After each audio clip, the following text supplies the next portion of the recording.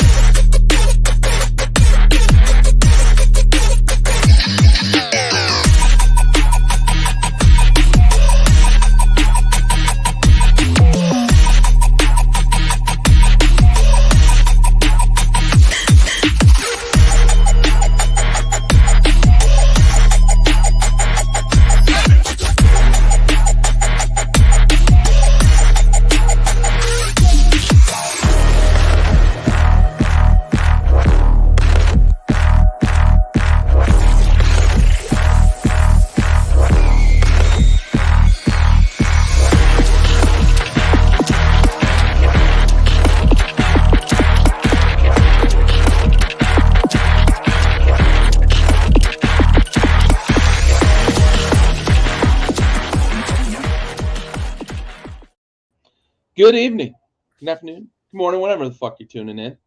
This is another episode of the Rosinbaggers podcast brought to you by Backyard Sports. I've got Ty with me. How you feeling, bud?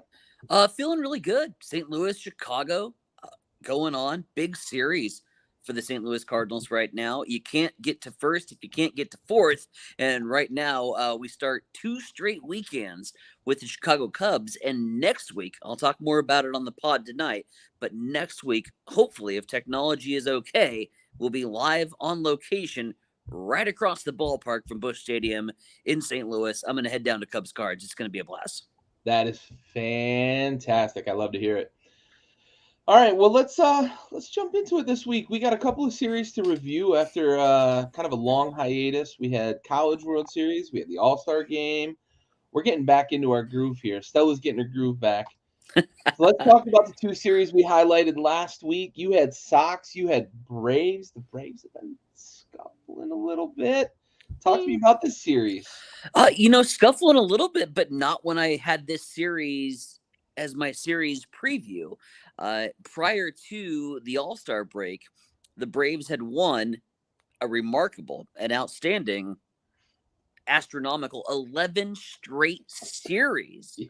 And sure as shit, because it's the Rosinbaggers podcast curse, I'm like, man, I want to focus on this Braves team a little bit. I want to watch the best team in the National League. And sure as shit, all of a sudden, the Braves scuffle a little bit. Did not look that way on opening night.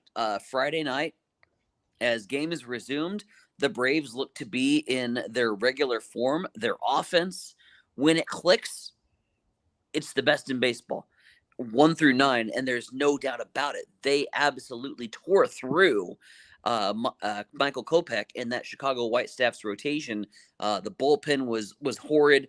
The offense was clicking on all cylinders. Acuna was stealing base after base after base, which, again, I mean, I think he got 41, 42, and 43 in the series all told. The guy's a phenomenal athlete, and this offense, when they're on all cylinders, they're a fine-tuned watch, and I don't think there's a pitching staff in baseball that's able to stop them. But what I was really impressed was watching how Chicago persevered and watching a team that's in the thick of the American League Central race. And I thought going into the series, I've had Detroit as one of my dark horse squads in the American League Central, and I thought, here's an 11-game stretch where you have Minnesota is playing talented baseball teams. You have Chicago, who's starting off against the Atlanta Braves. You have Detroit, who's starting off against the Royals and the A's and some other low-tier baseball teams. And I said, man, if Detroit can go 2 of 3 for about 3 straight series here, the Tigers could find themselves in the middle of a hunt. But credit Chicago. Credit, it was more of an offensive perseverance in game 2. I don't want to give a lot of credit to Lance Lynn because he was rough. He got beat up around. It was an offensive slow pitch softball style game in game 2 where there was just runs at certainly not at a premium. The scoreboard was clicking, like it couldn't be stopped. It was just running like a wild goose with the runs that were going up on the board. as Jordan Walker hits one high and deep to left field, and this baby's out of here. 2-run shot. St. Louis is now up 3-0. Sorry, I digress. Lynn had a shaky start, but Spencer Strider was in rare form, and when I say he was in rare form, it's not on the good side of rare form. He got his strikeouts, and he's a strikeout guy. I think he had like 7 in the first 3 innings, which is, again, Spencer Strider-esque. But the Sox tagged him up a little bit. Ultimately, Berger hits a bomb for his 20th of the year and gives the White Sox the go-ahead home run in the 8th inning, and they would win the game 6-5. That was the most entertaining matchup, and that was on national TV. Fox Sports had that Saturday night game of the week. Great watch. Sunday rolls around, and Dylan Cease comes back for Chicago. He's been roughed up a little bit, been on the injured reserve a time or two throughout the season, and he comes back and looks like the Dylan Cease that got drafted. Has got the stash flow going well. Went head-to-head. Brave starter got knocked out early with a shoulder injury. It was kind of a spot starter for them. Wasn't one of their main guys in the rotation. But Chicago was able to really just put the hammer down, and the White Sox won the series, 2 of 3. Picks up game 2 and 3 after really looking like they had no snowball's chance in hell to win a damn game.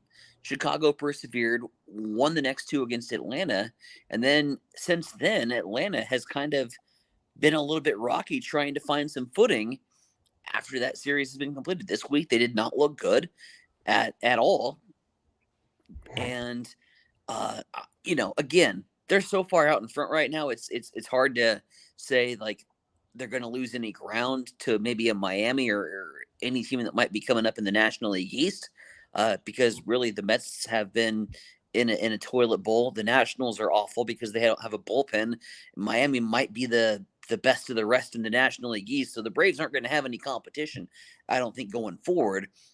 But to me, if they wanted to prove that they're a contender, you really would have liked to see them bounce back after losing that 6-5 back and forth contest. They didn't. And in fact, they got flattened, and they haven't really looked the same since. They have great things going for them. Strider looked good today.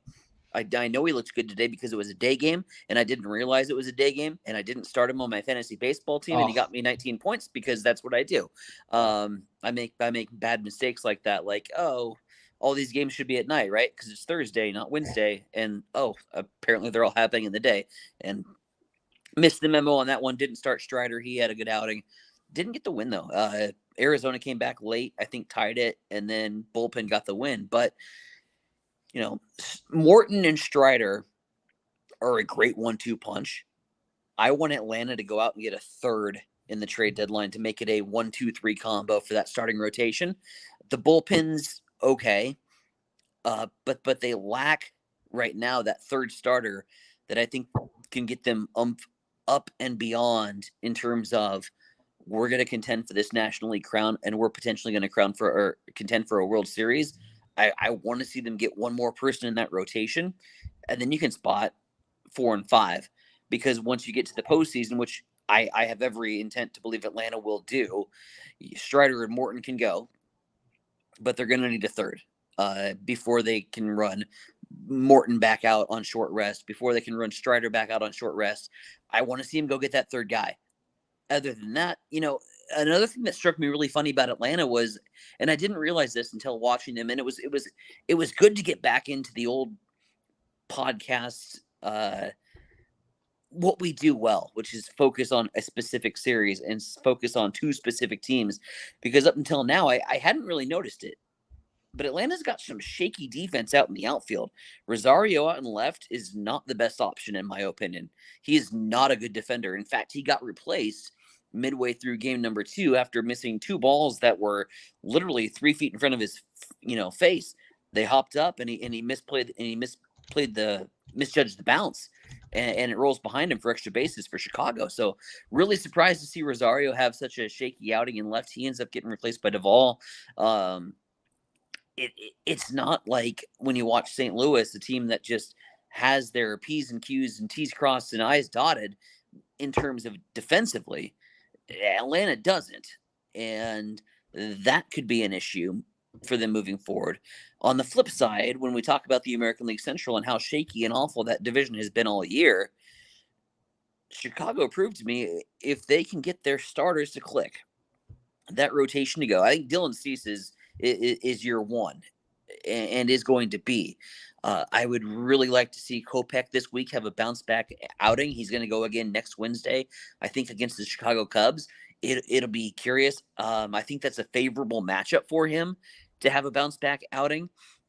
I think Lance Lynn has it at times, but it's not consistent.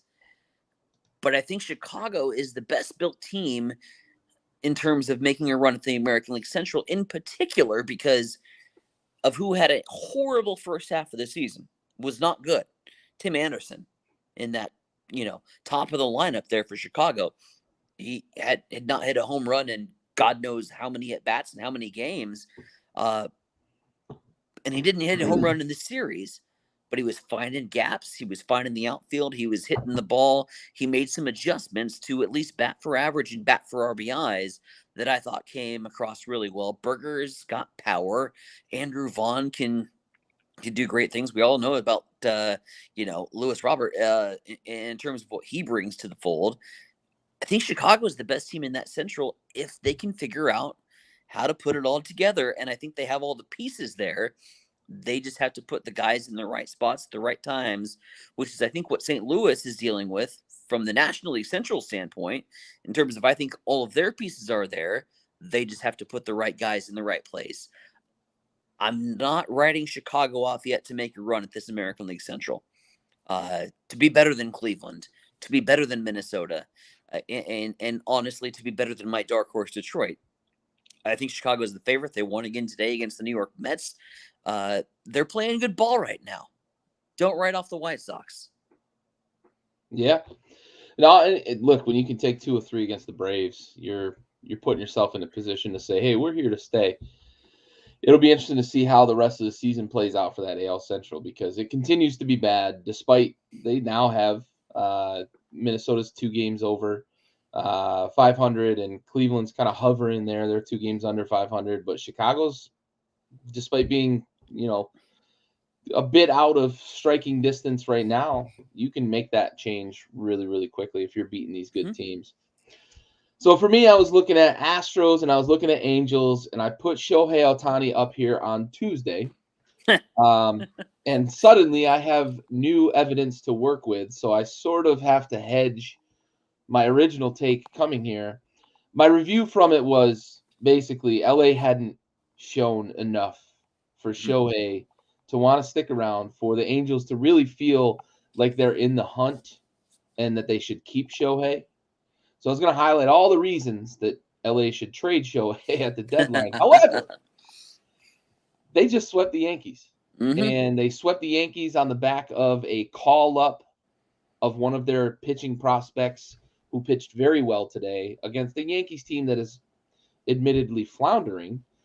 2-8, I believe, in their last 10. They're in bad shape.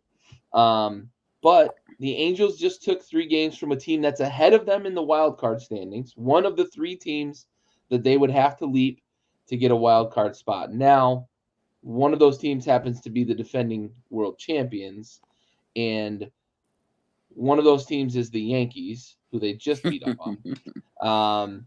But it's no longer a situation that I feel is as dire, right? And I think this is going to be kind of a week-to-week thing over the next couple of weeks before we get really close to the deadline.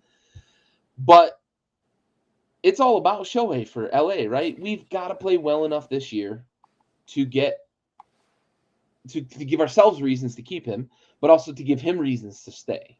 He's going to get all the money in the world from whoever's going to give it to him, and there's going to be some suitors. There's a few teams that can afford it. We know that. But the Angels are one of them if they're willing to spend the money because of the market that they're in. And we've seen them spend money like this in the past with Albert and the Rendon contract, and Trout, they pay him a ton. In the past, they've paid guys like Lackey a bunch of money, and Garrett Anderson and yada, yada, right? So they are willing to spend the money if Shohei's willing to stay. But that Houston series didn't look good because in game 3, you had a chance to take 2 of 3 from Houston, a team in front of you, right? The defending world champions, a team that sits in front of you in the wild card standings, and then you blew it super late. Your bullpen blows a good lead in the 9th inning in game 3 of that series. So I was fully prepared to come here on Wednesday and say things are looking dire in LA. However, with a 3-game win streak against the Yankees, a team that also is in front of you in the wild card standings, it feels better. Now, that doesn't mean you can go and lay an egg and lose 5 out of your next 7 because you're suddenly going to be way out of the wild card. You've got to win a lot of games down the stretch here because I think there might be a 90-win team that doesn't get into the playoffs this year. Possibly at least an 85-win team that doesn't get into the playoffs this year. And LA's not trending in the direction, at least the way they kind of scuffled into and out of the All-Star break.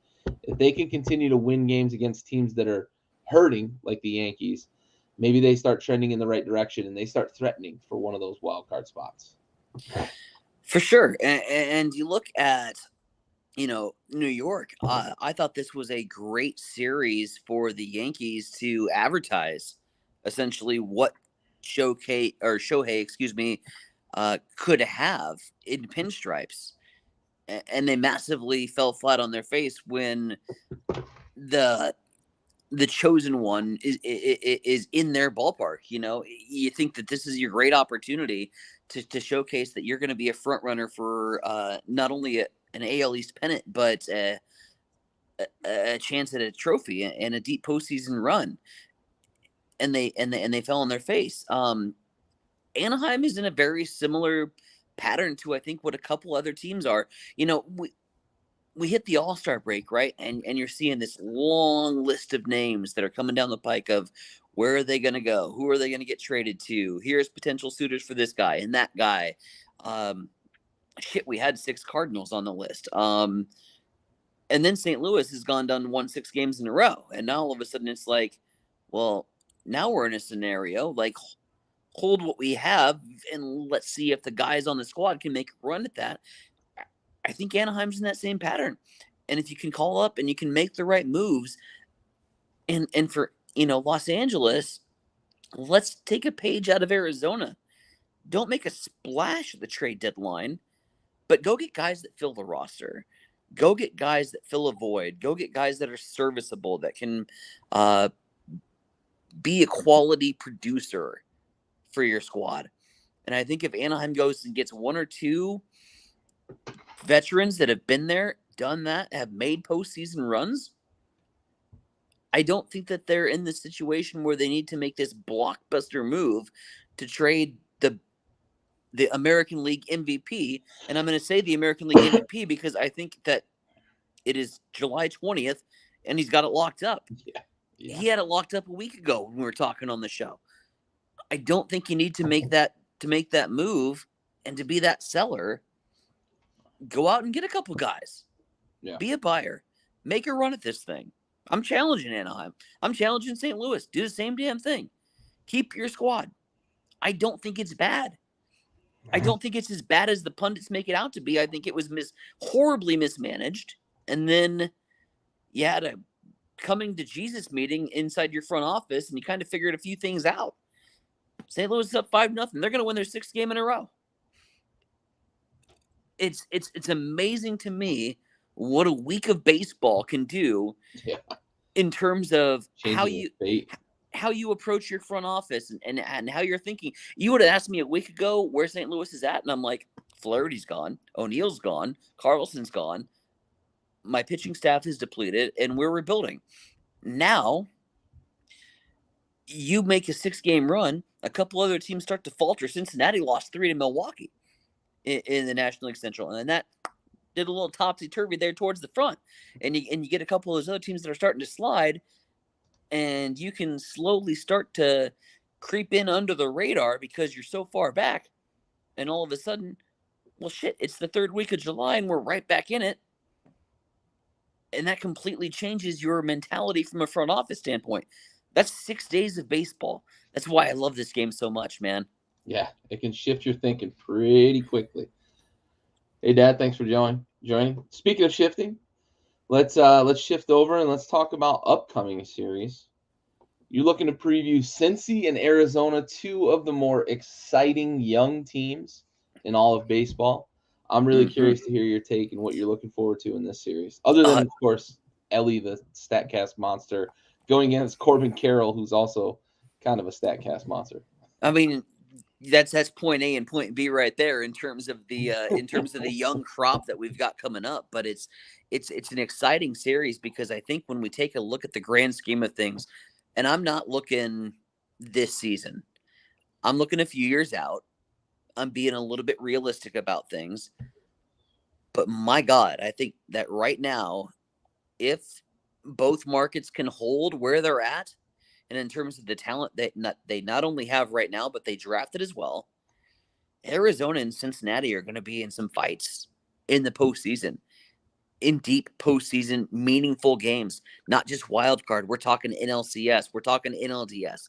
We're going to see these two teams in the fall, in the near future. And I truly believe that. I think, quietly, as much shit as we gave Cincinnati in the first year and a half of the podcast, they've done things right now. And they're starting to spend money because they're realizing we've got a pretty damn good ball club.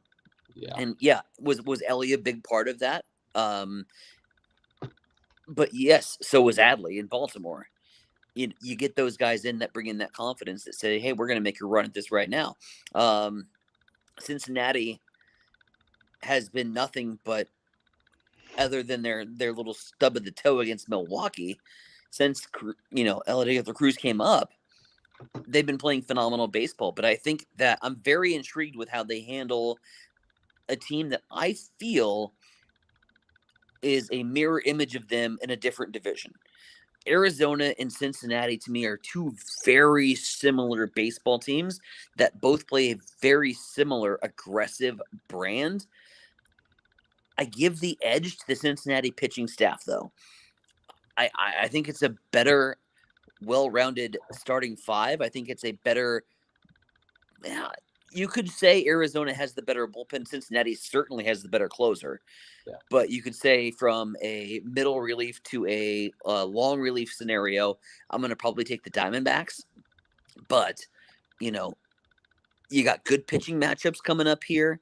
You've got really young, exciting offenses. This has all of the makings to be like a firework, just a fun series to sit back having no emotional tie-in whatsoever. And I love watching baseball like that, where I can just sit back and enjoy the game that's being played.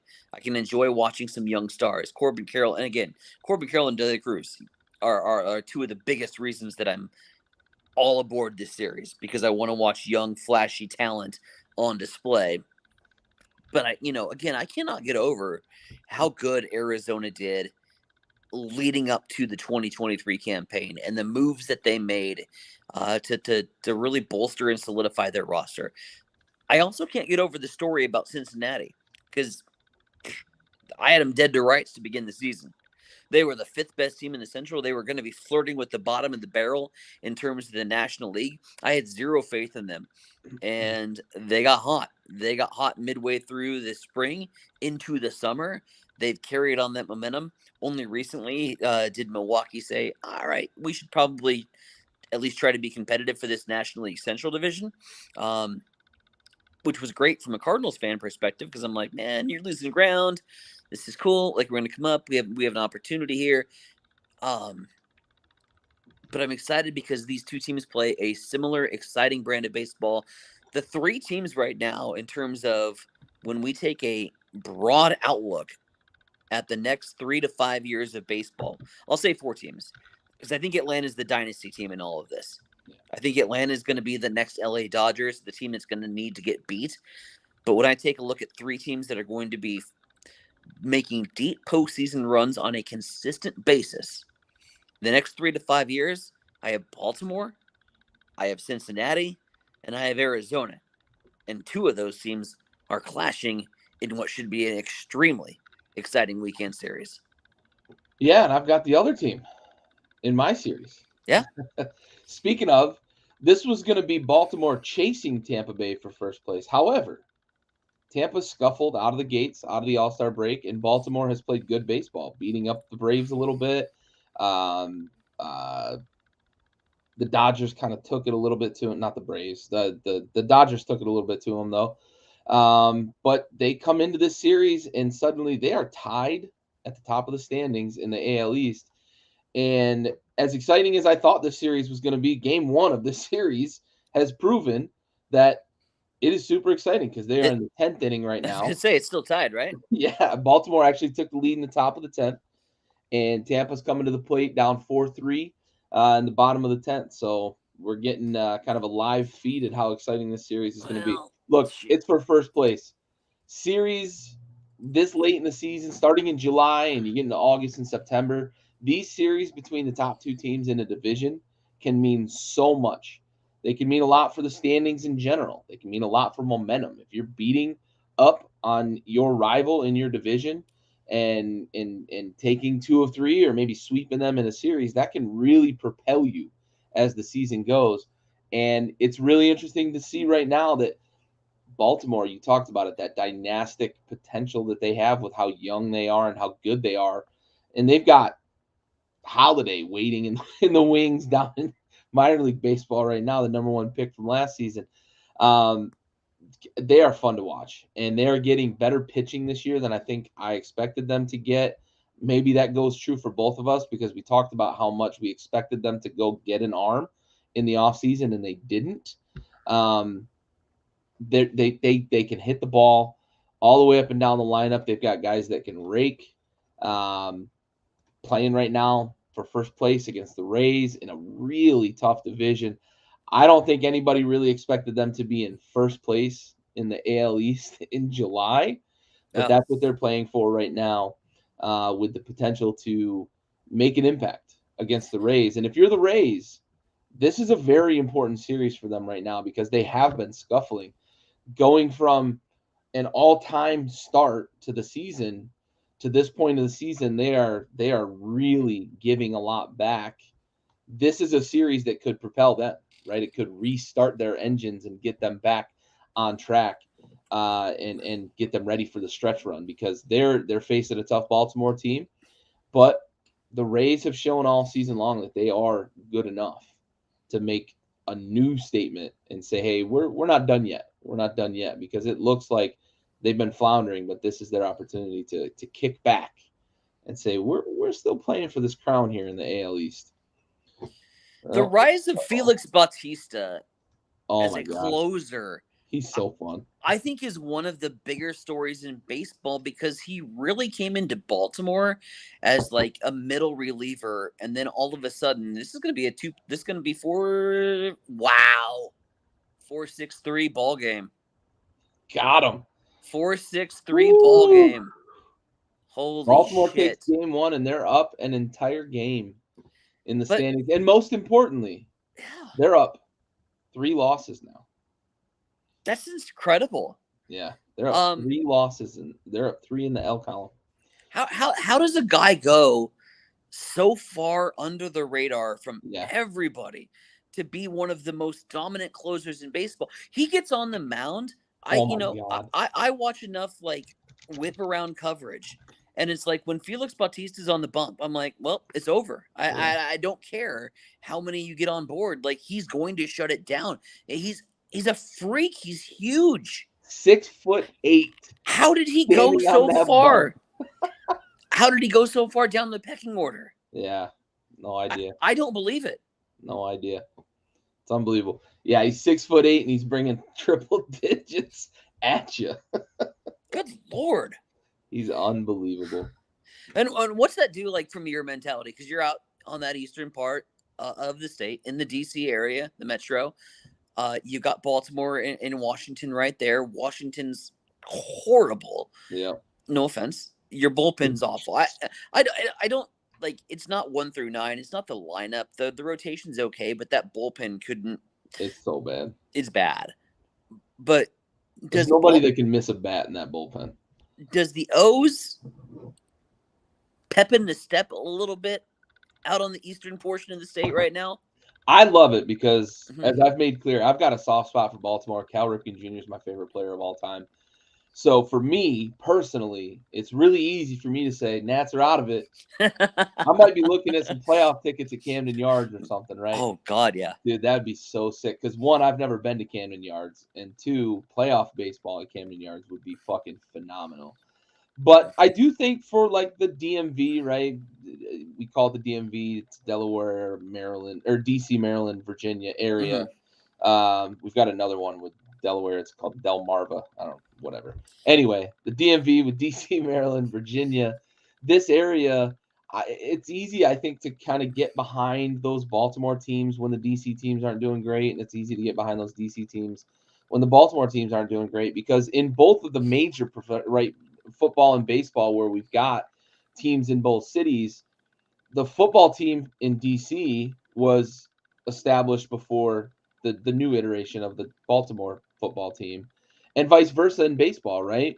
The new iteration of the Washington team came Yeah. after Baltimore was established, right? So it's easy to just kind of say, okay, cool. If my team's out of it, I'll root for the other team. So I think that's what when the Caps made their run in the Stanley Cup, that was awesome because they're the only hockey team in the area. But when the Nats went and made their run at the World Series, it did feel like there was a lot of that kind of Maryland getting behind the local team. So yeah, I think it's going to be exciting. I think it's going to be really exciting in this area if Baltimore is able to make a real run in the playoffs. So I'm only going to switch sports and digress for 2 seconds. yeah. But I half expected you to be on this podcast with 2 ice buckets of Don Perignon champagne, celebrating the fact that it's now official and the I Don will toast Schneider with some circus is tequila over. though. We can toast with some tequila and a nice little fuck you on the way out the door. $60 million fine for Dan Snyder. God, don't let the door hit you in the ass on the way out, bub. Amen. I got my neighbors to the north in South Dakota. We're drinking a fine Duchette's IPA. So, Ooh, yeah, okay. well, I didn't know that was South Dakota. yeah. Nice, that's cool. That's a good. I've had that. Where the fuck was I when I had that? I cannot think of where I was when I had that, but I have had the. Is that that's their tradition? Just their original IPA, right? Yeah, it's kind of common when you have Duchette's to not actually remember where the fuck you were when you had it. That's fair. You It have might enough have of them. actually been in when I was in St. Louis actually last week. There you go. It might have been when I was there. Now that I think about it, I might have had it on tap at one of the local pubs that we went to. Good stuff. All right, bud. Well, you ready to ring the bell? Let's do it. We got some investments to talk about. Taking my headphones out.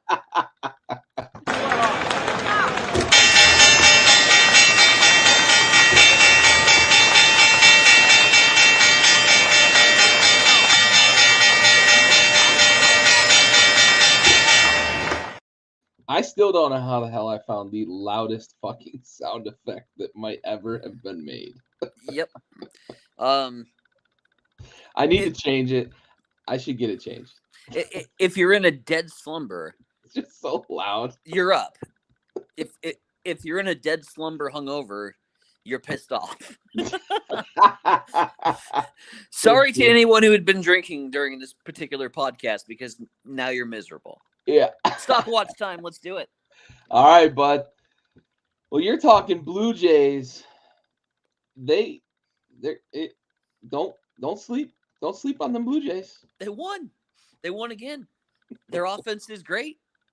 We just got done talking about the top 2 teams in the American League East, right? We gave a really good in-depth analysis on what's transpiring in the American League East.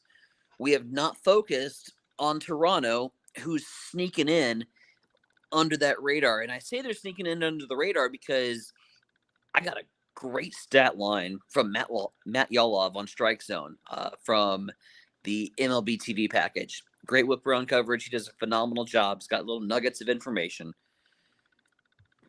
And he said about the Toronto road record, and look it up if you want. They're insane.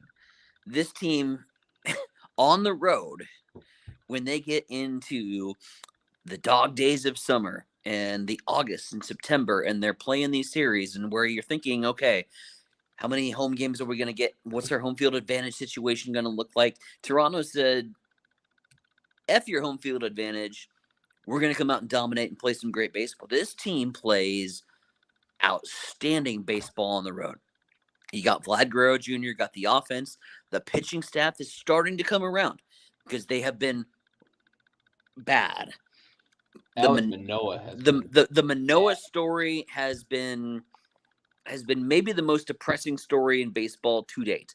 Manoah comes out of the Florida Georgia Keeley Pony 13 league that he went down and got sent down to, gets called back up and has another horrid outing. And it's like, this might actually be the end of the story.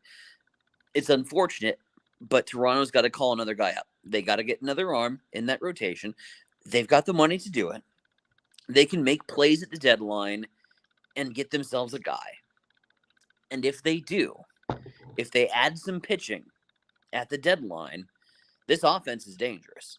This offense is going to score 11 runs a game. And this offense plays extremely well on the road in hostile environments. Toronto could make the biggest jump from 3-1 in terms of the standings if they play their deadline right. And it will be very interesting. The amount of shifts that our conversations are going to have over the course of the next 3 weeks based on what team does what in terms of the trade deadline. I'm honestly, you look at the last 4 to 5 years, I can't remember a time in baseball that is so contingent upon what pawn or knight or queen a particular GM moves on the chessboard to make a play. Shohei's obviously the biggest whale in the water right now. And I think if you get a contender that lands Shohei, I think you can accelerate and put there at a plus 30 win ratio. I think he's that good. But I think there's some mid-major arms that could bolster and justify a rotation. I don't think the O's made one. And I will go on record saying it. Their deal today to get Fujiyama out of Oakland, I haven't been impressed. Now, again, take that with a grain of salt because it's Oakland and the whole team's not impressive. So it's hard to just look at a pitcher from a perspective when your offense isn't giving you any run support. I haven't been impressed with him. I haven't been impressed with his stuff. He's erratic around the strike zone. He leaves a lot of stuff over the plate. He gets hit up. His ERA isn't great. And maybe as a middle reliever, as a guy that that's where I see him fit. You know, right in the middle. Yeah, means eater when you're up big or down big. You get a guy with a shaky start, go throw him. Yeah. Kill some innings for you. But I don't think he's like, there was a lot of people that had made, comments on social media today were like, well, that's a big move for them. And I'm like, I don't see it. Like, I see. Just making a move as a buyer at the deadline, maybe that's what they were talking about. Sure. For them, but it's been so long since Baltimore's been in that position to do that, right? So that's been one. But I mean, really, for that's not the first domino to fall for the trade deadline, and certainly that's not even remotely going to be the biggest tree that falls in the forest. That we're going to look at this trade deadline 3 weeks from now and say, and not even remember the fact that Oakland pitcher was even playing in Oakland. Yeah. Nobody in the AL East looked at that move and said, "We better follow suit." Right. that didn't start a fire. Or a fire sale for that matter. Yeah. As well it shouldn't. But you look at the American League East and you look at what Toronto has. And again, I still think from an offensive standpoint, and I know how good Tampa is when they're rolling. But when it comes to an offensive standpoint, 1 through 9, two best offenses in the American League are in Texas and they're in Toronto. The two T's, the terrible T's right now. Yeah. And if Toronto goes out and gets a pitcher, so maybe this is a call to action on the stock watch, where it's a buyer beware situation right now, but add one pitcher and you're immediately pressing that button. You're immediately buying that stock. And I'll say, dump your Tampa stock, dump your Baltimore stock. If Toronto goes out and gets a pitcher, sell high on the two teams in the American League East, buy on Toronto, because they're going to go, whoop, Yeah, to the top. for sure. All right. I want to talk a little LA Dodgers because they're streaking a little bit, and they kind of took it to the Braves in that series that they had. Mhm. Don't look now, but they've won 8 of 10.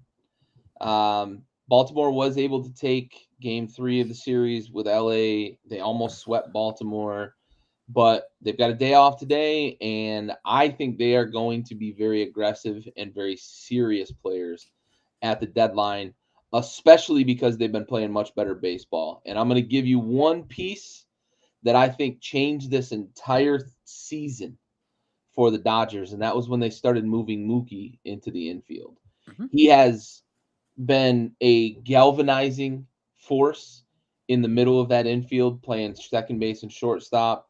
He's also been batting better at the top of that lineup since the move to the infield.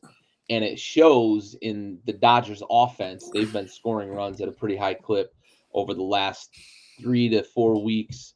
I think when Mookie's at the top setting the table, if it wasn't for Ronald Acuna, Mookie's your MVP in the NL. Sure. But Acuna is just so far ahead of everybody else. It's silly.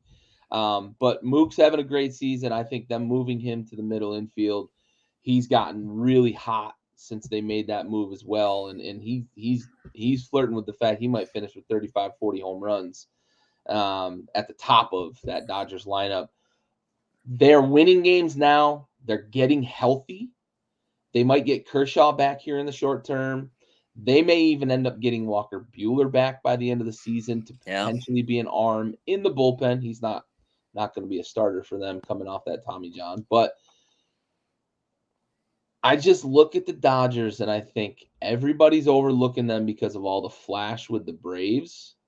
And I think that's right where the Dodgers want to be right now because it's an opportunity for them to say, we're still playing good baseball. Mm-hmm. You look back about a week and a half ago before the All-Star break, Arizona was in first place in that division. Yeah. They're not in first place anymore.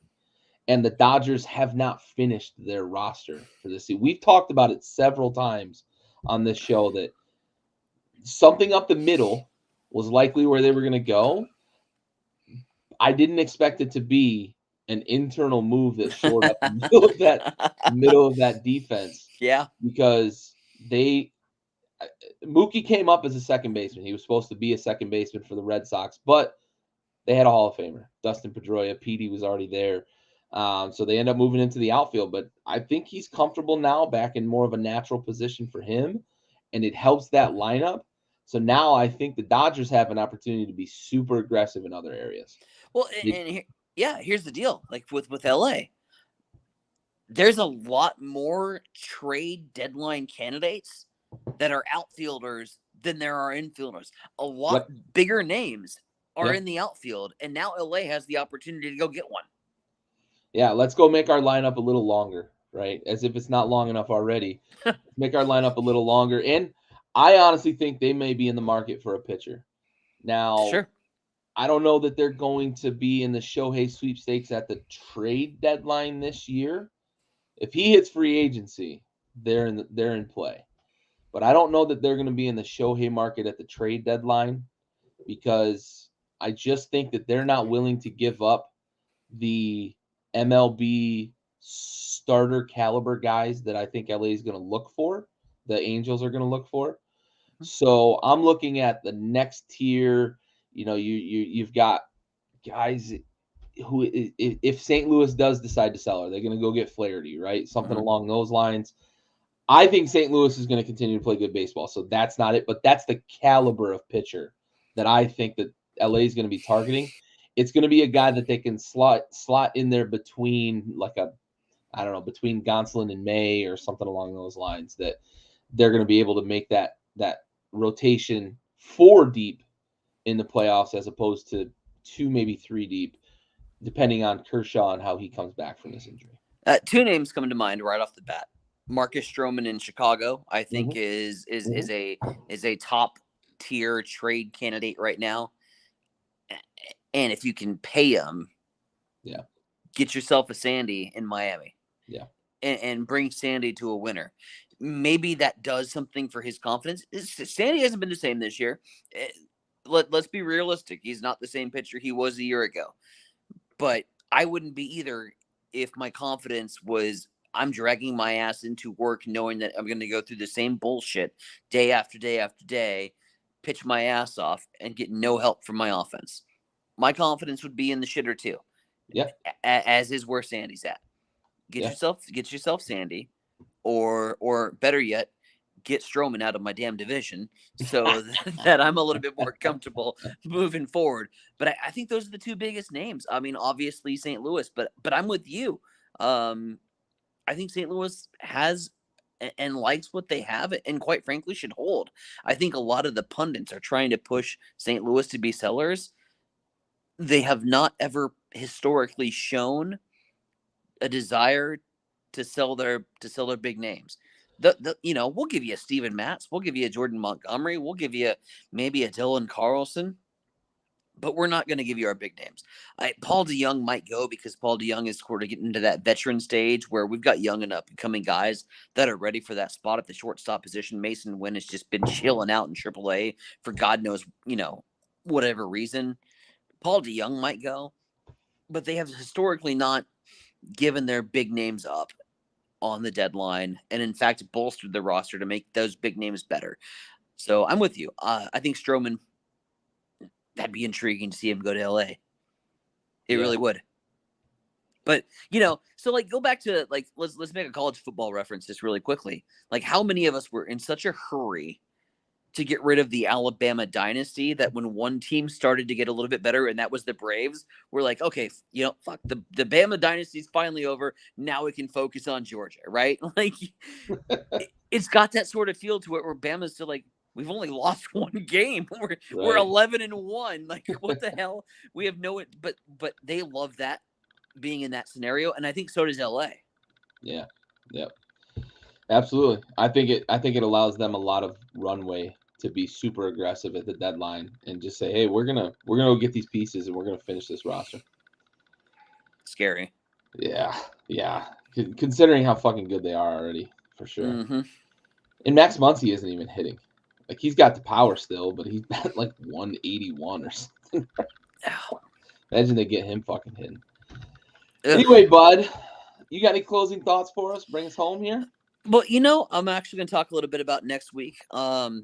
Super stoked about it. A full circle in terms of baseball ventures. I remember, and I wish I would have given you an overlay for it, because I wish I could go back into my mother's photo chest and find the photo, of me standing in front of a Stan Musial statue at Old Busch Stadium, remembering the Cards Pirates playoff series that we went to, and my family had gotten tickets, and woe is me, a little 5-year-old, might have been 4 at the time, super, super young, no idea what's going on. All I know is it's my redneck family in Busch Stadium in the upper nosebleed sections in right field, and lo and behold, a ball flies about 8 feet to my left off the bat of Ozzie Smith. And if you remember the call, go crazy, folks, go crazy, a highlight reel in very off-colored, non-high-definition cameras is my family holding and bouncing a 4-year-old boy, and that happens to be me. We're 8 feet away from one of the greatest moments in St. Louis history. Flash forward, we're going back to Busch, albeit Cubs card series, but it's with my dad again. It's with Pops, and I don't care, how far along you get in terms of your family. There's a special bond between father and son when it comes to baseball. You remember your first game of catch that you ever played, albeit with a tennis ball, because you were afraid of, getting hit in the face with the real baseball. So dad's started you off with a tennis ball, and then you kind of got that down pat. From our first games of catch to him coaching me in coach pitch to Pony League baseball to ultimately giving me skills to be somewhat decent at the high school level, to continually texting each other every day about Cardinals related events or happenings or games, to be going back to his hometown to watch his favorite team against the most hated rival. It is going to be 3 days of absolute father-son pure bliss that I cannot wait to, hopefully, if technology allows, live report from the hotel room in St. Louis while we're getting set for Cards Cubs that weekend. It's going to be an absolutely fabulous trip. We're going to loop around, catch a couple other games as well. It's a father-son road trip that is going to be for the ages, and it's all happening next week. And I can't wait to tell you all about it next week on the pod.